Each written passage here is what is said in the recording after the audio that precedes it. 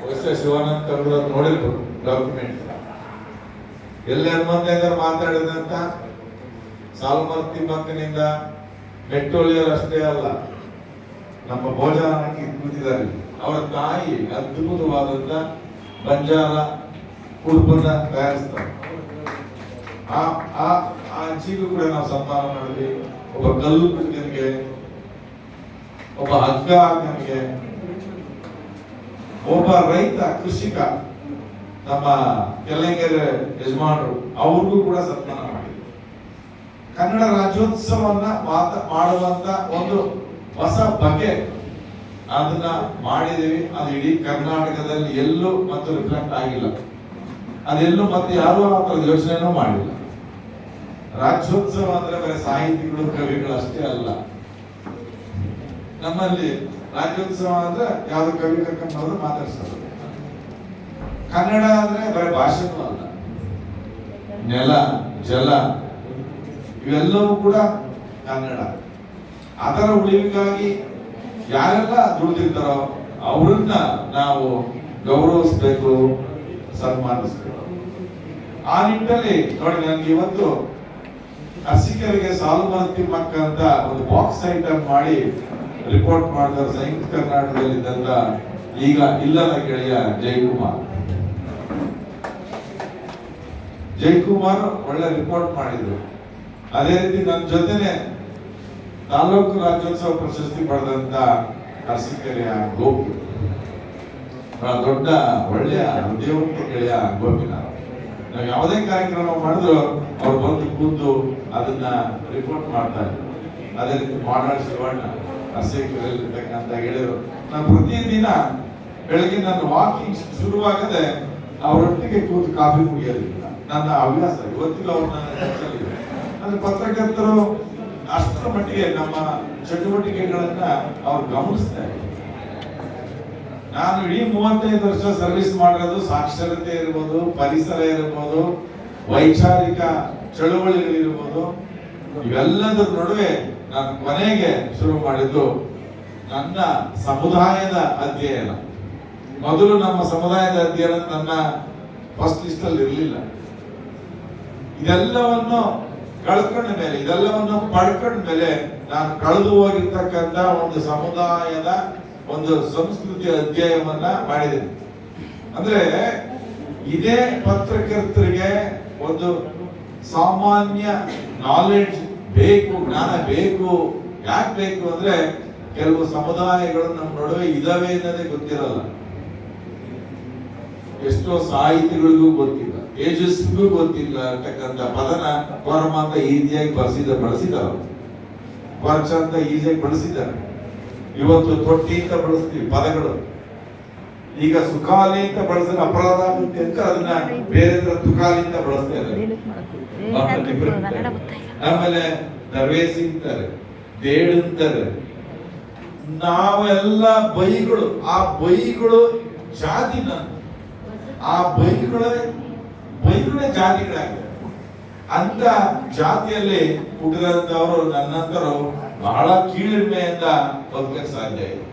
ಆದ್ರೆ ಆ ಕೀಳಿಮೆಯಿಂದ ಹೊರಗೆ ಬರ್ಲಿಕ್ಕೆ ನನ್ನ ಬಹಳ ಮುಖ್ಯವಾದ ಸೋಷಿಯಲ್ ಆಕ್ಟಿವಿಟೀಸ್, ಸಮಾಜದ ಜೊತೆ ನಾನು ಗುರುತಿಸ್ಕೊಂಡಿದ್ರಿಂದ ಸಾಹಿತ್ಯ ನನಗೆ ಎಲ್ಲ ಹೇಳಿದಂಗೆ ಭಾಷೆ ನನ್ನ ಬೇರೆ ಭಾಷೆ.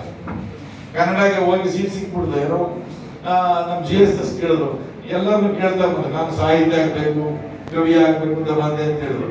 ನೀವ್ ಯಾಕೆ ಸೇರ್ಕೊಂಡಿದ್ದೀರ ಸರ್? ಸೀಟ್ ಸಿಕ್ತು ಬಂದೆ ಅಂತ ಹೇಳಿದೆ. ನನಗೆ ಸೀಟ್ ಸಿಕ್ತು ಅದಕ್ಕೆ ನಾನು ಸೇರ್ಕೊಂಡೆ ಅಂತ ಈಸಿಯಾಗಿ ಹೇಳಿದೆ. ಆದ್ರೆ ನಮಗೆ ಗೊತ್ತಿಲ್ಲ, ಮೊದಲನೇ ತಲೆಮಾರು ಮೊದಲು ಆ ಇಡೀ ನೋಡಿ ಇವತ್ತು PhD ಲಕ್ಷಾಂತರ PhD ಬರ್ತಾರೆ. ಅಂದ್ರೆ ಮೇಲ್ ವರ್ಗದ ಮೇಲ್ ಸಾಹಿತಿಗಳ ಕುರಿತಾದಂತ ಸಮಾಜವನ್ನು ಕುರಿತಂತ ಲಕ್ಷ PhDಗಳಿದ್ದಾರೆ.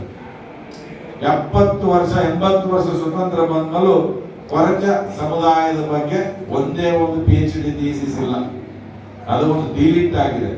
ಅದು ಕನ್ನಡ ಯೂನಿವರ್ಸಿಟಿಯಿಂದ ಅದು ಮೊದಲನೇ PhD ಮಾಡಿದ್ದು ನಾನು ಆ ಸಮಾಜದ ಕುರಿತು. ಆಮೇಲೆ ಆ ಸಮಾಜದ ಮೊದಲನೇ PhD ಪದವೀಧರ ನಾನೇ, ಇನ್ನೊಬ್ಬರು PhD ಪದವೀಧರ ಇಲ್ಲ. ಈ ತರದ ಅದನ್ನ ನಾನು ಯಾಕೆ ಮಾತಾಡಬೇಕು ಹೇಳಬೇಕು ಅಂತ ಅನಿವಾರ್ಯ ಇದೆ. ಅಂದ್ರೆ ನಮ್ಮ ಸಮುದಾಯಗಳ ಬಗ್ಗೆ ಗೌರವ ಮತ್ತು ಪ್ರೀತಿ, ಕಾಳಜಿ, ಸಂಸ್ಕೃತಿಯ ಅಧ್ಯಯನ ಮಾಡಬೇಕು. ಇವತ್ತು ದಲಿತರು, ಆದಿವಾಸಿಗಳು ಎಲ್ಲ ಏನಾಗಿದ್ದಾರೆ ಅಂದ್ರೆ ಈಗ ಬದುಕ್ತಿರೋ ಸ್ಥಿತಿನೇ ನಮ್ಮ ಸಮಾಜ ಅಂತ ಅಂದ್ಕೊಂಡಿದ್ದಾರೆ. ಆದ್ರೆ ಇತಿಹಾಸಕ್ಕೆ ಹೋಗಲ್ಲ, ಇತಿಹಾಸದ ಗರ್ಭಕ್ಕೆ ಹೋಗಲ್ಲ. ಇತಿಹಾಸದ ಗರ್ಭದಲ್ಲಿ ಹೋದ್ರೆ ಇವ್ರು ಯಾರು ಏನು ಅಂತ ಎಲ್ಲ ಗೊತ್ತಾಗ್ತದೆ. ನಮ್ಮ ಭಾಷೆಯಲ್ಲಿ ನಿಮಗೆ ಆಶ್ಚರ್ಯ ಅಂದ್ರೆ ಊಟ ಅನ್ನಕ್ ಪದನೇ ಇಲ್ಲ, ಊಟ ಅನ್ನಕ್ ಪದನೂ ಇಲ್ಲ, ದೇವರು ಅನ್ನಕ್ಕೂ ಪದನೇ ಇಲ್ಲ. ನಿಮಗೆ ಆಶ್ಚರ್ಯ ಅನ್ಸುತ್ತೆ. ಊಟ ಮಾಡೋದಂತ ಕೇಳಂಗಿಲ್ಲ, ನಾವು ಮುದ್ದೆ ತಿಂದ ಅಂತ ಕೇಳೋದು. ಅವನ್ ಬಿರಿಯಾನಿ ತಿಂದು ಬಂದಿರ್ತಾನೆ, ಮುದ್ದೆ ತಿಂದ ಅಂತ ಕೇಳೋದು. ಹಾಗೆ ದೇವ್ರನ್ನ ಪದನೂ ಇಲ್ಲ. ಅದು ದೇವ್ರನ್ನ ಪದ ಕನ್ನಡದ ಪದ, ನಮ್ದಲ್ಲ. ಹಂಗಾರೆ ದೇವ್ರು ಇಲ್ಲಿಲ್ವಾ? ಇಲ್ಲ. ಬುಡಕಟ್ಟುಗಳು, ಯಾವುದೇ ಬುಡಕಟ್ಟುಗಳಿಗೆ ದೇವರುಗಳ ಅಸ್ತಿತ್ವ ಇಲ್ವೇ ಇಲ್ಲ.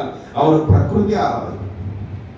ಒಂದ್ ಗಿಡದ ಪೂಜೆ ಮಾಡೋರು, ಗಿಡಕ್ಕೆ ಮರಿ ಹೊಡೆಯೋರು, ಉದ್ದಕ್ಕೆ ಪೂಜೆ ಮಾಡೋರು, ಉದ್ದಕ್ಕೆ ಕೋಳಿ ಕುಯ್ಯೋರು, ಅಷ್ಟ್ ಬಿಟ್ರೆ ದೇವರುಗಳ ಕಲ್ಪನೆ ಇಲ್ಲ. ಇವತ್ತೇನಾಗಿದೆ, ಎಲ್ಲ ದಲಿತರು ಮನೆಗಳಲ್ಲಿ ಸತ್ಯನಾರಾಯಣ ಬಂದಿದ್ದಾವೆ, ಪಕ್ಕದಲ್ಲಿ ಅಂಬೇಡ್ಕರ್ ಇರ್ತಾರೆ. ಬಹಳ ಆಶ್ಚರ್ಯ. ಯಾವತ್ತನ್ನು ವಿರೋಧಿಸ್ತರು ಅಂಬೇಡ್ಕರ್, ಪಕ್ಕದಲ್ಲಿ ಸತ್ಯನಾರಾಯಣ, ಅಂಬೇಡ್ಕರ್, ಆ ಕಡೆ ಬುದ್ಧ, ಎಲ್ಲಾರು. ಅಂದ್ರೆ ಅವ್ರ ಹಿಸ್ಟ್ರಿನ ಅವ್ರು ಕೆತ್ಕಲ್ಲ, ಅದು ಹಳೇದಲ್ಲ, ಸರಿ ಇಲ್ಲ ಅನ್ನೋ ವಾದವನ್ನು ಮಾಡ್ತಾ ಇದ್ದಾರೆ. ಹಳೆದನ್ನ ಮರೆತು ಬಿಡಬೇಕು, ಹೊಸ ಯಾವುದು ಅಂದ್ರೆ ಈ ತರದ ಸಂಸ್ಕೃತಿಗಳು. ಹಾಗಾಗಿ ಆ ತರದ ಸಂಸ್ಕೃತಿಗಳ ಇನ್ನೂ ಅನೇಕ ಬುಡಕಟ್ಟುಗಳು ನಮ್ಮಲ್ಲಿದ್ದಾವೆ. ಇವತ್ತು ನಮ್ಮ ಬುಡಕಟ್ಟುಗಳು ಆ ತರದ ಒಂದು ಸ್ಥಿತಿ ಇದೆ ಅಂತ ಅಧ್ಯಯನ ಮಾಡುವಂತ ಅದೇ ಸಮುದಾಯದವರಾದ್ರೂ ಕೂಡ ಪ್ರಾಬ್ಲಮ್ ಇದೆ. ಯಾಕಂದ್ರೆ ನಮ್ಮ ಸಮುದಾಯವನ್ನ ವೈಭವೀಕರಿಸೋದೇ ಜಾಸ್ತಿ. ನಾವು ಸೂರ್ಯನ್ಗೆ, ಚಂದ್ರನ್ಗೆ, ದೇವರುಗಳಿಗೆ ಹೋಲಿಸ್ಕೊಂಡು ಬರೆಯಂತಾರೆ. ಆದ್ರೆ ಪ್ರಾಕ್ಟಿಕಲ್ ಆಗಿ ಅಧ್ಯಯನ ಮಾಡ್ಬೇಕು. ನೋಡಿ, ಈ PhD ಮಾಡಕ್ಕೆ ನಾನು ಹೆಂಡತಿ ಕೊಟ್ಟಿದ್ದು 1 ಲಕ್ಷ ರೂಪಾಯಿ. ಈ PhD ಇಂದ ನನಗೆ ಯಾವುದೇ ಉಪಯೋಗ ಇಲ್ಲ. ಡಿಗ್ರಿ ಕಾಲೇಜಲ್ಲಿ ಇದ್ದಿದ್ರೆ ಅಟ್ಲೀಸ್ಟ್ ಒಂದು ಇನ್ಕ್ರಿಮೆಂಟ್, 2 ಇನ್ಕ್ರಿಮೆಂಟ್ ಸಿಗ್ತದೆ. PUC ಮೇಷ್ಟ್ರುಗಳು ಯಾವ PhD ಮಾಡಿದ್ರೆ ಇನ್ಕ್ರಿಮೆಂಟ್ ಇಲ್ಲ. ಆದ್ರೆ ಸುಮಾರು ಇಡೀ ಕರ್ನಾಟಕವನ್ನ ಸುತ್ತಿದ್ದೀನಿ ನಾನು. ಈ ಸಮುದಾಯಗಳು ಎಲ್ಲೂ ಸಿಗಲ್ಲ ನಿಮ್ಗೆ. ಕೆಲವು ಕಡೆ ಸಿಗ್ತಾರೆ, ಇವತ್ತಿರ್ತಾರೆ, ನಾಳೆ ಹೋಗ್ತಾರೆ. ಅಂತ ಸಮುದಾಯಗಳನ್ನ ನಾವು ಕ್ಷೇತ್ರ ಕಾರ್ಯ ಮಾಡಿದ್ವಿ.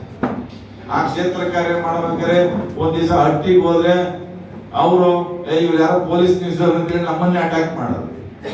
ನನಗೆ ಭಾಷೆ ಬಂದಿದ್ರಿಂದ ಬಚಾವಾದ್ವಿ. ಆಮೇಲೆ ನಾನು ಎಷ್ಟೇ ಓದಿದ್ರು, ಎಷ್ಟೇ ಕೆಲಸದಲ್ಲಿದ್ರು, ನನಗೂ ಕೂಡ ಆ ತರದ ಥ್ರೆಟ್ ಬಂದಿದೆ. Because of caste. ಅರಸೀಕೆರೆಯಲ್ಲಿ ಒಂದು ಹುಡುಗಿ ಕಿಡ್ನಾಪ್ ಆಯ್ತು, ಚಿಕ್ಕ ಹುಡುಗಿ, ಪಾಪ. ನಾವೆಲ್ಲರೂ ಮನೆಗೆ ಹೋಗ್ತಾ ಇದ್ವಿ, ಅವ್ರ ಮನೆಗೆ. ಭೋಜನ ಚೆನ್ನಾಗಿ ಬಂದಿದೆ. ಅವತ್ತು ನಾನು ಹಿಟ್ ಲಿಸ್ಟ್ ಅಲ್ಲಿ ಇದ್ದೆ. ಯಾಕೆ ಅಂದ್ರೆ ಕ್ಯಾಸ್ಟ್.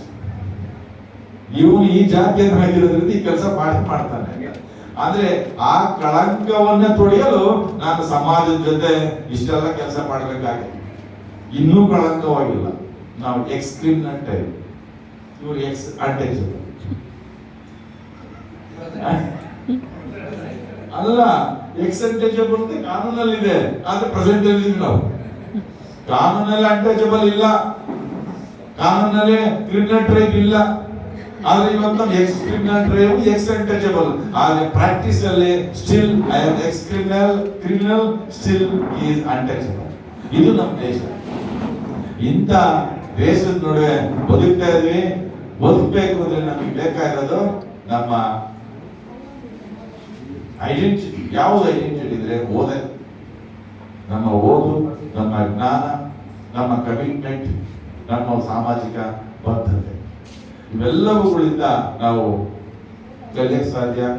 ಆ ತರದ ಒಂದು ಪ್ರೀತಿ ಇಡೀ ಹಾಸನ ಜಿಲ್ಲೆಯ ಪತ್ರಕರ್ತರು, ನಮ್ಮ ರಂಗಸೇರಿಯ ಶಾಣ್ರ, ಅದು ಇಡೀ ದಿನ ಹೇಳ್ಬೇಕಾಗುತ್ತೆ. ಶಾಣ್ರ ನಮ್ದು 100 ಹಳ್ಳಿಗಳನ್ನು ನಾವು ಸುತ್ತಿದ್ದೀವಿ ಇಡೀ ಜಿಲ್ಲೆಯಲ್ಲಿ. ಒಂದು ಹಳ್ಳಿ ಅಲ್ಲ, 8 ತಾಲೂಕಲ್ಲಿ ಎಷ್ಟೆಷ್ಟು ಜಿಲ್ಲೆಗಳು, ಎಷ್ಟೆಷ್ಟು ತಾಲೂಕು, ಅದು 3 ಜಾಥಾಗಳು ಮಾಡಿದ್ದೀನಿ. 1990ನೇ ಇಸ್ವಿಯಲ್ಲಿ 45 ದಿವಸ ಜಾಥಾ, 10 ದಿವಸ EL ಹಾಕಿದ್ದೀನಿ ನಾನು. 10 ದಿವಸ ELಗೆ, 1 ದಿವಸ ELಗೆ 2000 ರೂಪಾಯಿ ಯಾರು ಕೊಡ್ಲಿಲ್ಲ ಅಂತ. ಅದಕ್ಕೆ ಬಹಳ ದೊಡ್ಡ ಕಾಣಿಕೆ ಕೊಟ್ಟರು ಈ ಸಮಾಜದ ಬಹಳ ಮುಖ್ಯವಾದ ವ್ಯಕ್ತಿ ಜವಾಹರನಾರಾಯಣ ಸ್ವಾಮಿ, ಸಂಸ್ಥಾಪಕ ಅಧ್ಯಕ್ಷರು, ನಮ್ಮ ಸಣ್ಣಗೌಡರು, ಅಪ್ಪಾಜಿ, ರಂಗಸ್ವಾಮಿ ಅವರು, ಇಂಥ ನೂರಾರು. ನಮ್ಗೆ ಇವತ್ತಿಗೂ ನನಗೆ ಕಾಡೋದು ನಮ್ಮ ಯಾಕೂಬ್ ಇವತ್ತು ಮಂಡ್ಯಕ್ಕೆ ಹೋಗಿದ್ದು. ನಾನು ಮಂಡ್ಯದ ಎಲ್ಲ ಗೋಡೆಗಳ ಮೇಲೆ ಒಂದು ಗೋಡೆ ಬರಹ ಕನ್ನಡ ಸಾಹಿತ್ಯ ಸಮ್ಮೇಳನದ್ದು. ಅವನು ಇಡೀ ಹಾಸನ ಜಿಲ್ಲೆ ಎಲ್ಲ ಗೋಡೆಗಳ ಮೇಲೆ ಸಾಕ್ಷರತೆಗಾಗಿ ಬರ್ದಂತ ಅವನು ಇವತ್ತು ಎಂ ಎ ಮಾಡ್ಕೊಂಡಿದ್ದಾನೆ. ಇವತ್ತು ಬಿಲ್ ಕೊಟ್ಟಿದ್ರೆಲ್ಲ ಗೊತ್ತಿಲ್ಲ, ಅಲ್ಲೇ ಇರ್ತಾನೆ. ಅಷ್ಟರ ಮಟ್ಟಿಗೆ ಅವ್ನು ಸೇವೆ ಅದು ಕಟ್ಟಾಳ, ಕನ್ನಡದ ಕಟ್ಟಾಳ ಅಂದ್ರೆ ನಮ್ ಯಾಕೂಬ್. ಹಾಗಾಗಿ ಯಾಕೂಬ್ ಗೋರೂರು ಅಂತಲೇ ಬಹಳ ದೊಡ್ಡ ಹೆಸರಾಗಿ ನಮ್ಗೆ ಆ ತರದ ಕ್ಯಾರೆಕ್ಟರ್ಗಳು ನಮ್ಗೆ ಇಷ್ಟ ಆಗ್ತದೆ. ಅದೇ ನನ್ನ ಜೊತೆ ಬಂದ ಲಾರಿ ಓಡಿಸಿದ ಒಬ್ಬ ಅರಸು ಅವನು ನೋಡಿ DDT ಸಪ್ಲೈ ಮಾಡಂತ ಒಂದು ಲಾರಿನ ಕೊಟ್ಟಿದ್ದು ನಮ್ಗೆ ಸಾಕ್ಷರತೆ BGVS ಜಾತ್ರೆ 90ನೇ ಇಸ್ವಿ. ಆ ಲಾರಿ ಡ್ರೈವರ್ ಬಹಳ ಖಡಕ್ ಆಗಿದ್ದ. ಒಂದು ದಿವಸ ಖಡಕ್, 2ನೇ ದಿವಸ ಖಡಕ್, 3ನೇ ದಿವಸಕ್ಕೆ ಅವನು ದೂರ ನಿಂತ್ಕೊಂಡು ನೋಡ್ದ. 4ನೇ ದಿವಸಕ್ಕೆ ಸರ್ ಏನೋ ತಪ್ಪು ಮಾಡ್ತಾ ಇದ್ರು ನೋಡಿ ಬೀದಿ ನಾಟಕ ಅಂತ ಹೇಳೋನು. 5ನೇ ದಿವಸಕ್ಕೆ ಅವನಿಗೆ ಪಾತ್ರಧಾರಿ ಆಗ್ಬಿಟ್ಟ. ನಿಮ್ಗೆ ಆಶ್ಚರ್ಯ ಅಂದ್ರೆ ಅವತ್ತು ನಮ್ಮ ಜೊತೆ ಇದ್ದಿದ್ದು ಬಹಳ ಹಿರಿಯ ಜೀವಿ ಮಹಾಬಾಚಂದ್ರ. 65 ವರ್ಷ ಅವರಿಗೆ ಇಡೀ ಹಾಸನ ಜಿಲ್ಲೆ ಜಾಥಾ ಮಾಡಿದಂತ ಮಹಾಬಾಚಂದ್ರ ಸರ್, ನಮ್ಮ ಮೇಡಮ್ ಲೀಲಾವತಿ ಅವರು ನಮ್ಮ ಕೈ ಜೊತೆ ಜೋಡಿಸ್ತಾರೆ. ಈ ತರದ ನೂರಾರು ಜೀವರು ತ್ಯಾಗಿ, ಚಂದ್ರಪ್ರಸಾದ್ ತ್ಯಾಗಿ ಇದ್ರು. KT ಶಿವಪ್ರಸಾದ್ ಈ ಅಂತಾರಾಷ್ಟ್ರೀಯ ಮಟ್ಟದ ಕಲಾವಿದರು KT ಶಿವಪ್ರಸಾದ್ ಕೈಯಲ್ಲಿ ಬ್ಯಾನರ್ ಬರ್ಸಿದ್ವಿ ಅಂದ್ರೆ ಇಮ್ಯಾಜಿನ್ ಮಾಡಿ. ಬ್ಯಾನರ್ ಬರ್ಕೊಟ್ಟಿರಂತ ಮಹಾನ್ ಕಲಾವಿದ. ಅದು ಸಾಮಾಜಿಕ ಪ್ರಜ್ಞೆ. ಈ ಕೆಲಸಕ್ಕೋಸ್ಕರ ಮಾಡ್ತಾ ಇದ್ರಿ, ನಿಮ್ಮ ಅಧ್ಯಕ್ಷ ಕರೆದಂತ ಬಂದಿಲ್ಲ ಅಂದ್ರು. ಅದಕ್ಕೆ ಆ ತರದ ಒಂದು ಕ್ಯಾರೆಕ್ಟರ್ಗಳು ನಮ್ಮ ಜಯರಾಮ್ ಇರ್ಬೋದು. ಜಯರಾಮು ನಮ್ಮ DSS ಲೀಡರ್ ಜಯರಾಮ್ ಅಂತಿದ್ರು. ಅವರು ಬಿಡ ತಂದು ಕೊಡ್ಬೇಕು KTಗೆ, ಆ ಬಿಡ ತಿಂದ್ಬಿಟ್ಟು ಅವ್ರು ಬರೆಯೋದು. ಈ ತರದ ಇಂಥವು ನೂರಾರು ಘಟನೆಗಳು. ನಮ್ ಕಣ್ಣು ಮುಂದೆ ಹಾವು ಕಚ್ಚಿ ಸತ್ತಂತ ಒಬ್ಬ ಹುಡುಗನ್ನ ನಮ್ ಗಾಡಿಗೆ ಹಾಕಿ ನಾವು ತಕ್ಷಣ ಆಸ್ಪತ್ರೆ ಸೇರಿಸ್ತೀವಿ ಅಂತ ಹೇಳಿದಾಗ ಸೇರಿಸ್ತೇನೆ, ಅವರು ಯಾವ್ದೋ ನೀರು ಮಂತ್ರಿಸ್ತಾರೆ ಅಂತ ಹೇಳಿ ಮಠಕ್ಕೆ ಹಾಕೊಂಡು ಆ ಮಠದಲ್ಲಿ ಮುಂದೆ ನಾವು ಹೋಗೋಷ್ಟು ಸತ್ತೋದ. ಆಗ ಆ ಮಠದ ಈ ಮೌಢ್ಯದ ವಿರುದ್ಧ ಹಾವುಗಳ ಕುರಿತು ನಾಟಕ ಎಲ್ಲ ಆಡ್ ಮಾಡಿದ್ವಿ ನಾವು. ಆಗ ಅವ್ರು ಹೇಳ್ತಾರೆ, ಸರ್ ಇವರೇ ಊಟ ಹಾಕೋದು ನೀವೇನು ಅವ್ರಿಗೆ ಹೇಳ್ತಾ ಇದ್ದಿಲ್ಲ ಅಂದ್ರೆ, ಊಟ ಹಾಕಿದ್ರೆ ಪರವಾಗಿಲ್ಲ ಬಿಡಪ್ಪ, ನಾವು ನಮ್ಮ ಕೆಲಸ ಮಾಡ್ಬೇಕು ಕಮಿಟ್ಮೆಂಟ್. 1990ನೇ ಇಸ್ವಿಯಲ್ಲಿ ಜಾಥಾ, ಆ ಕಡೆ ರಾಮಜ್ಯೋತಿ, ಈ ಕಡೆ ಜಾಥಾ. ಅವರು ಕಟ್ಟಿಸಿ ರಾಮ ಮಂದಿರ ಕಟ್ಟಿಸಿ ಅಂದ್ರೆ ನಾವು ಕಟ್ಟಿಸಿ ಶೌಚಾಲಯ ಕಟ್ಟಿಸಿ ತಸ್ಲೋಮನ್ ನೋಡ್ದಂತ. ಶೌಚಾಲಯ ಯಾವಷ್ಟು ಮುಖ್ಯ ಅಂತ ನಾವು ಜನಗಳಿಗೆ ಹೇಳ್ತಾ ಇದ್ದೀವಿ. ಯಾವ್ದೋ ಹಳ್ಳಿಯಲ್ಲಿ ಇಲ್ಲ ಶೋ ಕೊಡಂಗಿಲ್ಲ, ನಾವು ರಾಮಜ್ಯೋತಿಗೆ ನಿಮ್ಗೆ ಅವಕಾಶ ಇಲ್ಲ ಅಂತ ಬಾಳುವಲ್ಲಿ ನಾವು ಆಗ ಆಯ್ತು ಬಿಡಿ ಶೋ ಕೊಡಲ್ಲ ಅಂತ ಹೊಳ್ವಿ. ಅದು ಊಟ ಮಾಡಿ ಎಂದು ಇಡೀ ಕಲಾ ತಂಡದ ಹುಡುಗರು ನಾವು ಊಟ ಮಾಡಲ್ಲ, ಶೋ ಮಾಡಿದ್ರೆ ಮಾತ್ರ ಊಟ ಮಾಡ್ತೀವಿ ಅಂತ ಹೇಳದಂತ ಕಮಿಟ್ಮೆಂಟ್. ಇನ್ನೊಂದು ಊರಲ್ಲಿ ಎಲ್ಲ ಊರುಗಳಿಗೆ ಹುಡುಗರು ಊಟಕ್ಕೆ ಹೋದ್ರು, ಒಬ್ಬ ಮಾತ್ರ ಬ್ರೆಡ್ ತಿಂತ ನಿಂತಿದ್ದ. ಏನ್ ಬಾಸಿದ್ರೆ ಯಾರು ಕರೀಲಿಲ್ಲ, ಬಿಕಾಸ್ ಇವಾಗ ಅನ್ಟಚಬಲ್. ನೋಡಿ ಯಾವ ರೀತಿ ಈ ಜಾಥಾದ ದೊಡ್ಡ ಅನುಭವ ಸ್ನೇಹಿತರೆ.